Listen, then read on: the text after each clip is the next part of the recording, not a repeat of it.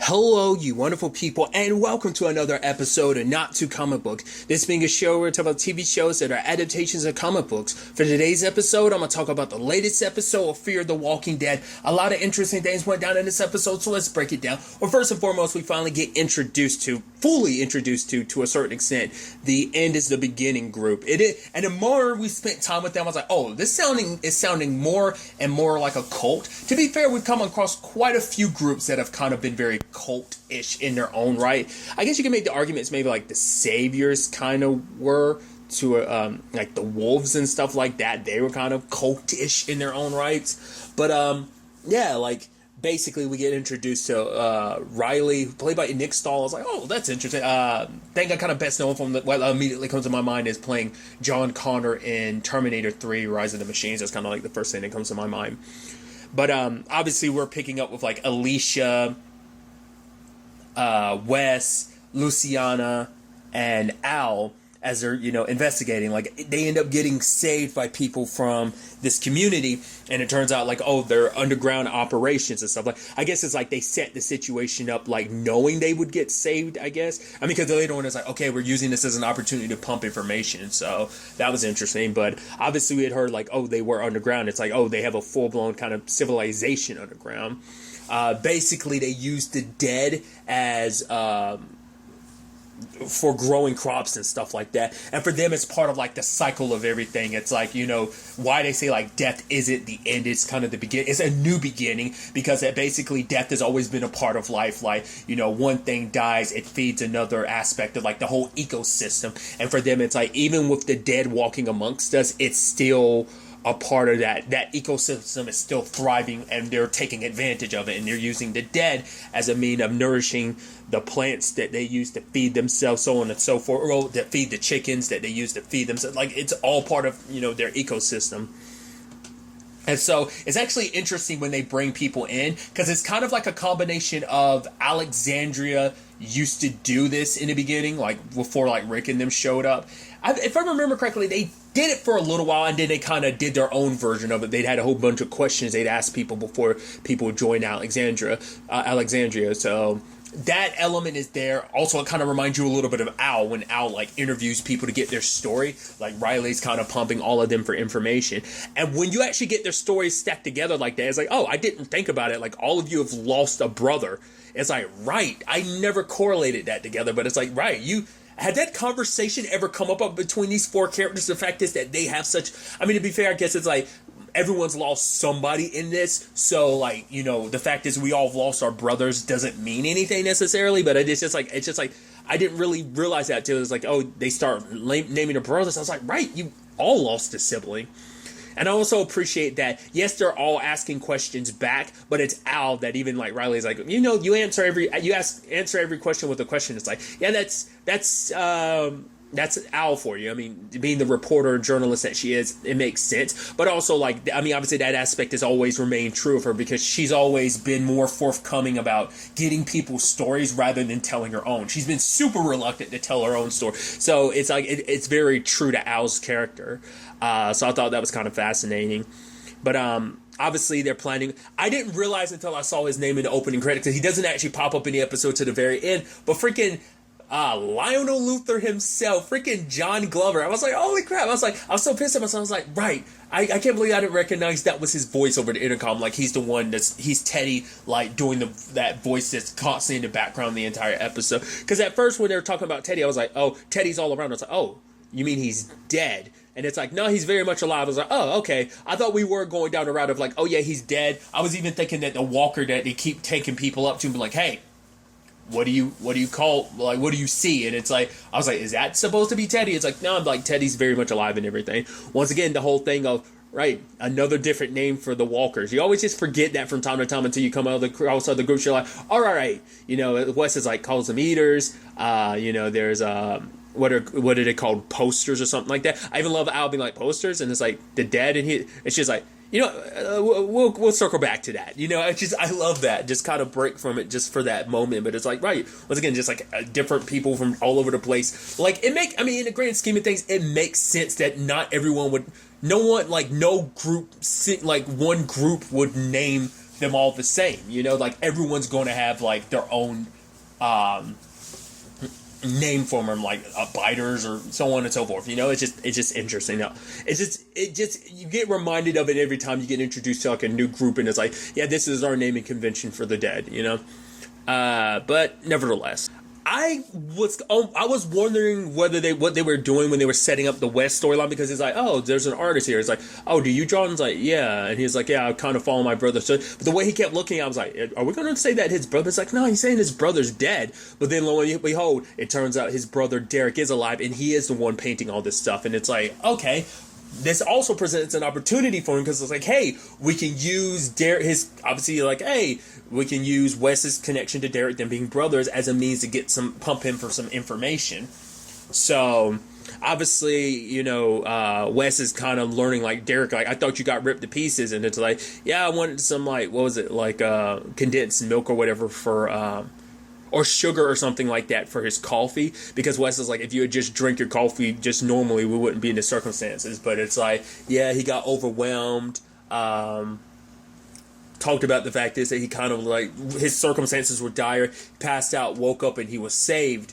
But he's like, I did come looking for you, Wes, but by the time I did, you were gone along with my bike. It's like, oh, and it's like, oh, you got to ride it for the first time. It's like, so where is it? How is it? It's like, yeah, you don't want to know. It's like, ooh, right, yeah, you really don't want to know. It's like, oh, that's, ugh, you know? But it's like, hey, you don't have the bike, but you got your brother again, which obviously the way the episode plays out, it's like, oh, that's, I'm sure give anything to have him back at it. Regardless.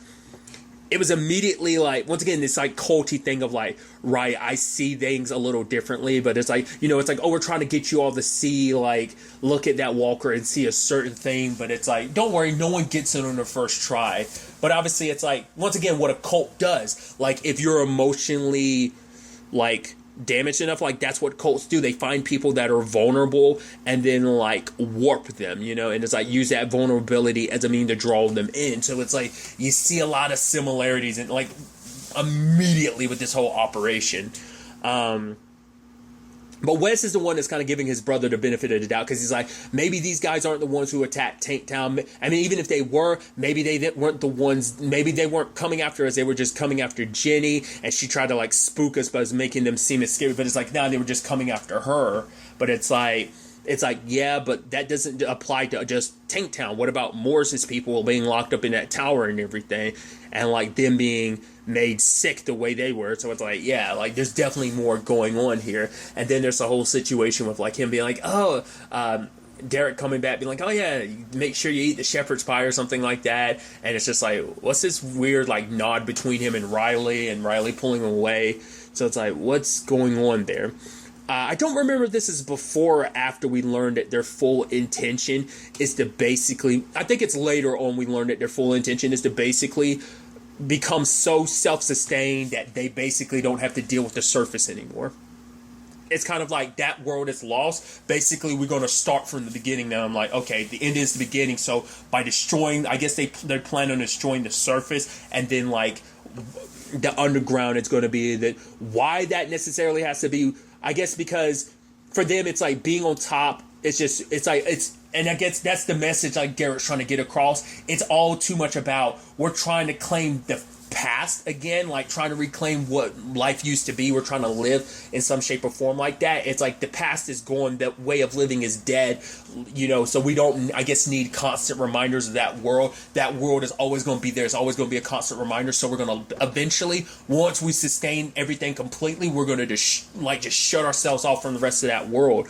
So I guess that's their justification. It's like, once again, very cult. Like, interestingly enough, because obviously the actress who plays Alicia was Lexa in the 100. There is a cult in the 100, so like you definitely see the parallels, especially the whole walking yourself underground thing. It's like, oh, you can't help but like heavily draw parallels in that regard. But going through Derek's stuff, they end up finding out maps of like all the different places that were attacked, including Tank Town, but also the CRM. So it's like, oh, okay, so here we go, drawing connections to the Republic.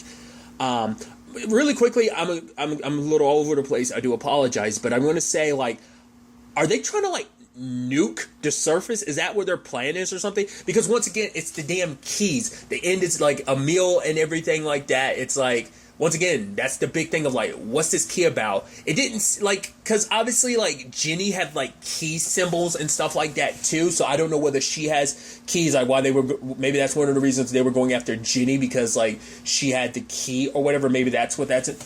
Because later on it's like, oh, they're after Morgan, and I was like, why are they after Morgan specifically? Because I guess it's like Morgan doesn't know the guys that were trying to get the key from him. There's like, oh, that's a Mills key. He never knew that those guys he killed were a part of this whole operation, so he hasn't put two and two together. Because at first I was like, why are they after Morgan? I was like, has something to do with his time of like, Rick and them or something. I was like, no, I don't think, not unless it has something. I was like, not unless it has something to do with like any of the time he's been alone, whether it's like when he left Virginia and came to Texas, or whether it was like, you know, in between the time, like he was in between the time he ran into Rick till he eventually met up with them in Alexandria in at the end of season 5 / the beginning of season 6. Like I was wondering like but it seemed, now that I'm sitting here thinking about it, I was like, yeah, I think the key's got to be the reason why. I guess reports came about him being the one that killed Emil, so maybe that information got back to them, so that's why it's like, because what set everything in motion is the moment, like, you know, Wes confronted his brother about like Morgan. He's like, wait, Morgan Jones. It was like, that should have been a sign where it's like, wait, what? You don't just know Morgan's first name, you know his last name too. So that was interesting. But also it's like the moment he's drawing like the oil tank town and stuff like that, it's like, right, you're the one behind all that, you know, and it's like, I was there. And it's just like, if you had known I was there, would that have changed anything? He's like, I would have gotten you out of there. He's like, but you still would have killed people. Because Wes was the type of person that kind of did... He had that mentality his brother has a different mentality, because Wes has got the mentality of doing whatever is necessary to survive. Obviously, he lost that mentality because meeting Alicia shifted and changed him. You know, it's like looking after other people, taking care of people is what we should be doing instead of just like taking care of ourselves. But, you know, learning like, for one, you found out your brother's alive, but now you also find out he's like all about killing people. He's actually the one that plans the attacks, in the sense that like he's the one that sets out like, okay, here's the location, these are the points of attack and stuff like that. But for his brother, it's like, it's just because you can't see the things the way I see them yet. And it's like, what is that, you know? Like, what did he mean by that? It's like, let me just get you out of here, because it's like, you know, you're blind. These people down here are blinding you to like the way things are, like the way Morgan and stuff like that. We're not trying to reclaim the way things were. We're trying to build a new future, a new way of living in this world, you know? So like, you could be a part of that. You don't have to just stay here. So he pretends to go along, but you're like, the way he's acting shifty, like Alicia's immediately picking up on him, like, you know, it's like, we already fell for this with Dakota. We're not going to go down this route again. But Wes wanted to give his brother the benefit of the doubt.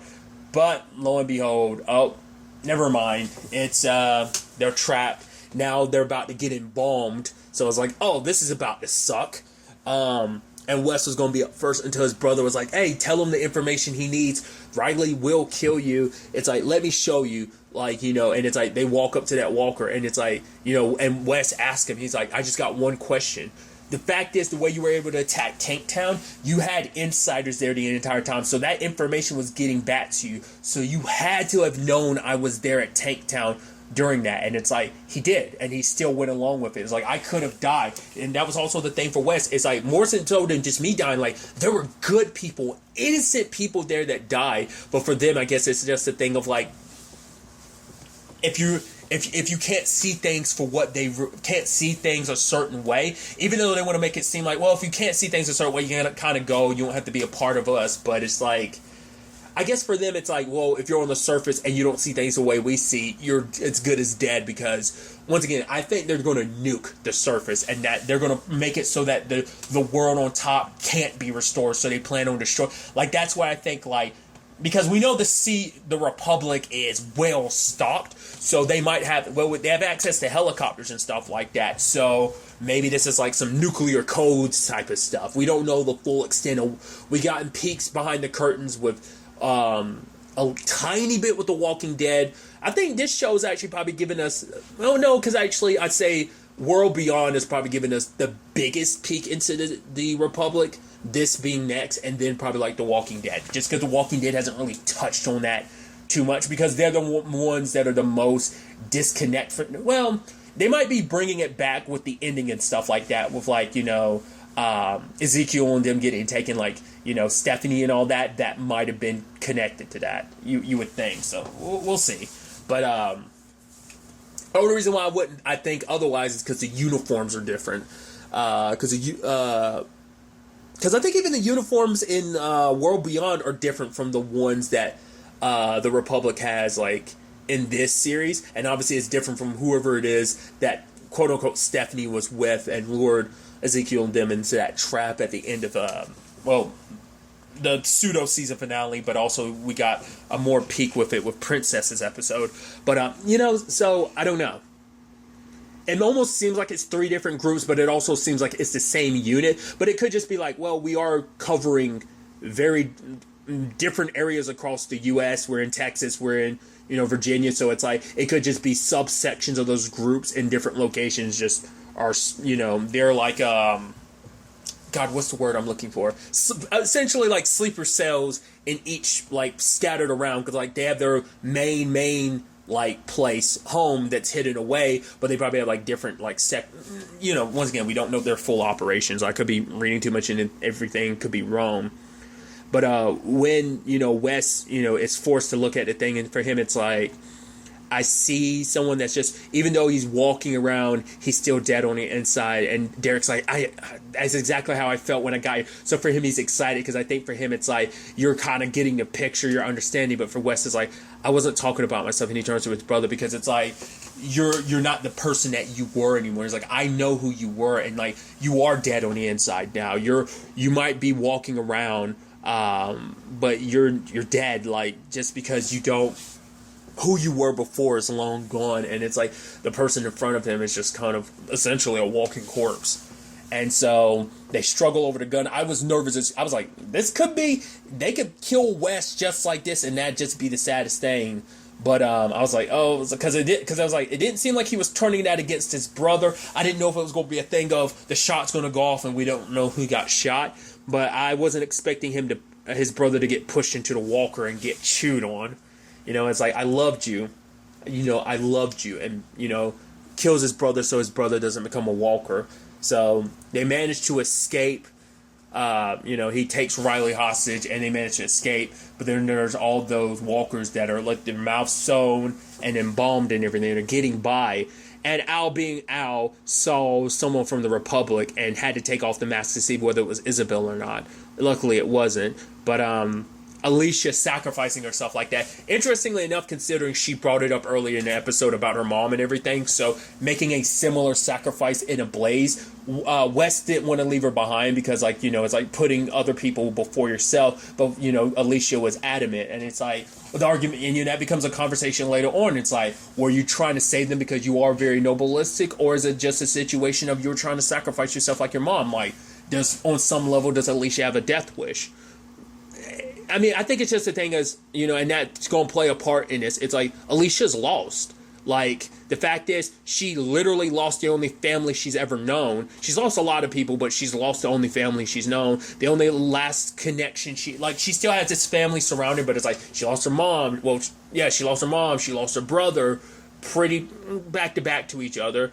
I'd say the only other kind of closest family she has, like, amongst the group, which, yeah, they're like family, but the closest person she has is Strand, and they're not on the best of terms right now, so I'm sure that's making her kind of feel a little lost. Because that's interesting, too, because Derek made that whole point about everything that, Wes, and because I guess it was their thing of like, oh, if you're reading this, you're still here. And it's like, for him, it's like, that was pointless. Like, the fact is, I see things for what they really are now. We all do. You guys just don't. But Alicia still being alive at the end. They want to embalm her, but she fights back and embalms the dude that's trying to embalm her. And then, we get Teddy popping up being like, hey, yo, and trying to convince her. It's like, yeah, he has almost like this very Negan approach of just kind of like, under normal circumstances, I'd be super pissed, but he's like, hey, every ending is a beginning, and he looks at Alicia, kind of almost like how Negan looked at Carl, like, yeah, you could be something special. I've been looking for someone like you, because that was the whole point Riley was making. It's like, he's like, we need skeptics, because if we can change your mind, we're going to make you a true believer. So I think for him, he sees something in Alicia where it's like, if I can convince you, you will be the most devout person to this cause. Like, and me changing your mind could lead to maybe other people's minds being changed. At the very least, it'll get us a step closer to getting to Morgan. At the very least, I'm sure that plays a role in it. Which, speaking of Morgan, the others got back to him with this information, and it's like, we're going to go looking for Alicia because we don't know whether she got out or not. But it's like, they're wishing for the best, and it's like, deciding on how they're going to deal with these people, because like, not all of them died. Some of them managed to escape the fire, but they are kind of basically having to start from scratch, because so much of their process was destroyed in that. Like, everything they had been building up for themselves is gone now. So whatever plans they have to be halted for now, because they need to kind of restart till they can kind of get back to where they were, and then finish whatever final step and approaches they need to complete whatever they're doing. But obviously, like, for Wes, I think, losing his brother, everything, it still resonates, but it's still the thing of, the easiest thing would have just been being with his brother, but it's like, other people's lives are at stake, so it's beyond just like what I want and what I need. It's like, no, like, these are my friends, these are my family, these people, especially Alicia, helped me when I was in a bad place, and I somehow managed to help her, in kind. So it's like, I guess that's also why Jenny was so convinced it was him, because of like the art and stuff like that. Because truth be told, it was like, yeah, like, that's kind of his thing. So that's why it's kind of interesting, because I think Jenny was just pulling that all out of her ass, because it was just kind of a thing of, she was paranoid and stuff like that. So I think it's just ironic that it ended up being the case of like his brother was still alive, and that's why, like, it's like, oh, it kind of seemed like it could have been Wes, but it was like, yeah, because his brother, he was copying his brother the entire time, like, so that's why, like, there were similarities between the art, like, why, like, Jenny immediately jumped to the conclusion about Wes. But you have Dakota wanting to help, but it's like, Morgan's like, I appreciate it, but we're not there yet, because it's like, I want to help out Alicia. If it wasn't for Alicia sticking her neck out for me, I wouldn't be here. You have this like, yeah, but we haven't forgiven you for killing John. I won't forgive you, kid. I don't know, man. You also have to think about the fact is, Charlie killed Nick too, man, and it's like, we've had enough time where it's like, haven't completely forgiven her, but they've all kind of moved past it, and it's like, it's still going to be the thing of like, you still have to. I think I still, even because I binged 4, 5, and 6, so like, well, I mean the entirety of the show, but especially like 4, 5, and 6, I pretty much binged them pretty well. The first half of season, like, I kind of binged all that fairly closely, so it kind of blurs together. So it's still a thing where it's like, I can kind of have a little bit of separation about the fact that Charlie killed Nick, but it's still there. So it's probably going to take a lot for me to forget. Like, but it's also a little different too. I don't know. It's John. John mother effing Dory, dude. Come on. It's like you killed the positivity of the group. It's like you killed the heart of the group, That's why it rubs me the wrong way. Which isn't to say Nick wasn't the heart in his own right. Like I said, it just rubs you the wrong way. So that's why I'm like, yeah, I'm kind of like Morgan. It's like, yeah, we ain't there yet. So, but I still love the Dwight and Al, like, relationship and bond that they've created, especially the time that they spent together. It's like, oh, so this has to deal with Beer Lady, and it's like, right, I've got to go warn her, because the last thing we want is like these people having access to their choppers and stuff like that. So, wanting any excuse to see Isabel again, and Dwight being like, hey, like, better than trying to track her through a walkie. So, but it's like, hey, contact me every couple of days, because if you don't, I'm gonna come after you. And I'm like, I like the kinship they've kind of built, for themselves. So I thought that's pretty dope. So we'll see how ultimately this all ends up playing out. Will they be able to get to Alicia before she ends up getting like converted? Because I think there's a strong possibility that by the time they catch up with her, just because she is lost enough, she is vulnerable enough, and he's a cult enough of a leader to like sway her, even though like Alicia's like, no, I'm not going. It's like, you're probably going to get swayed, because eventually, like, you being lost that you are, like, his nonsense might start making sense. We'll see. It's going to be interesting to see, like I said, where all of this ends up taking us going forward into the next episode. But really, that's all I'm going to talk about. Till the next time we meet, be happy, be safe, live life to the fullest, and enjoy it. Good day and goodbye.